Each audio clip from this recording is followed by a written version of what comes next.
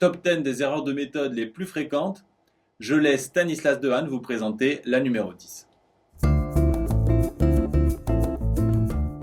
Alors, lire le cours, relire le cours ne suffit pas, c'est se tester dans des situations éventuellement nouvelles qui va être important. Vous l'aurez compris, il ne faut pas lire et relire son cours, il faut toujours lire avec un objectif bien précis, par exemple dégager l'essentiel ou vérifier votre fiche. Erreur numéro 9, la dernière minute.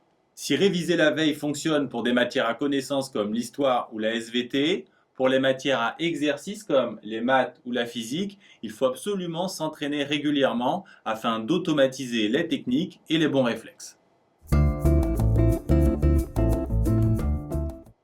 Numéro 8, recopier son cours en tout petit. C'est pas que ça ne marche pas, c'est juste une énorme perte de temps.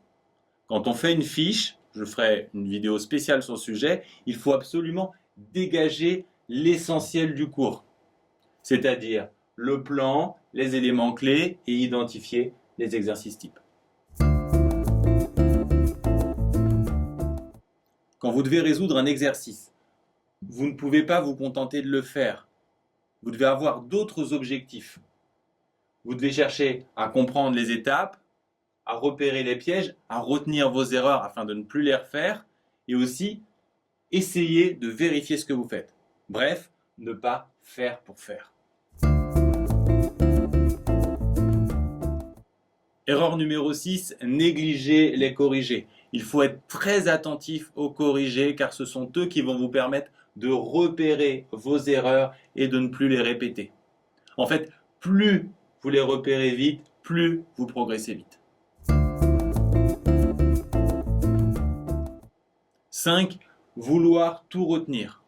Vouloir trop en faire est toujours une mauvaise idée. On n'attend pas de vous que vous appreniez par cœur tout votre cours. C'est pour ça que vos professeurs vous conseillent de faire des fiches. On attend de vous que vous en dégagiez l'essentiel. Erreur numéro 4, la sœur jumelle de la numéro 5, en DS, vouloir tout faire. Alors bien sûr, si vous avez 16 de moyenne, essayez de tout faire. Par contre, si vous avez en dessous de 10, vous ne mettez pas la pression pour essayer de répondre à toutes les questions. Privilégiez la qualité à la quantité, la vitesse viendra progressivement avec l'entraînement.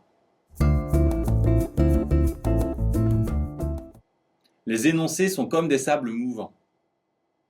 On croit qu'ils sont inoffensifs, mais ils sont comme le défi que vous devez relever dans cette vidéo. Soyez concentrés, il s'agit de compter le nombre de pas de la fille qui marche.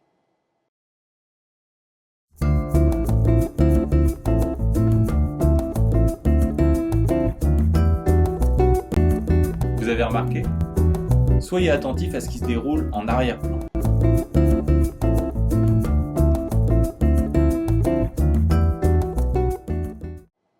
C'est pareil pour les énoncés.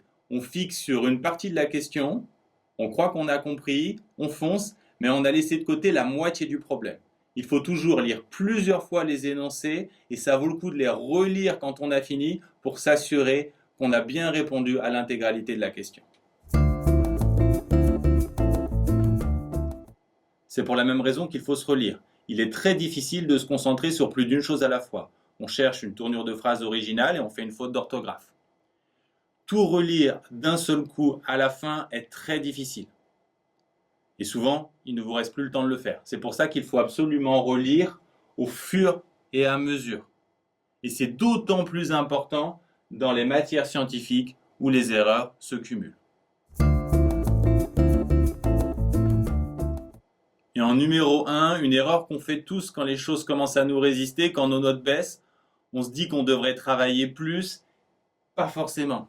En fait, ce qui fera la différence, c'est oser changer, en particulier ces méthodes. Pour finir, c'est clair que si vous évitez toutes ces erreurs, vous êtes sur la bonne voie. Et pour aller plus loin, dans la vidéo suivante, je vais vous expliquer comment s'organiser pour travailler efficacement.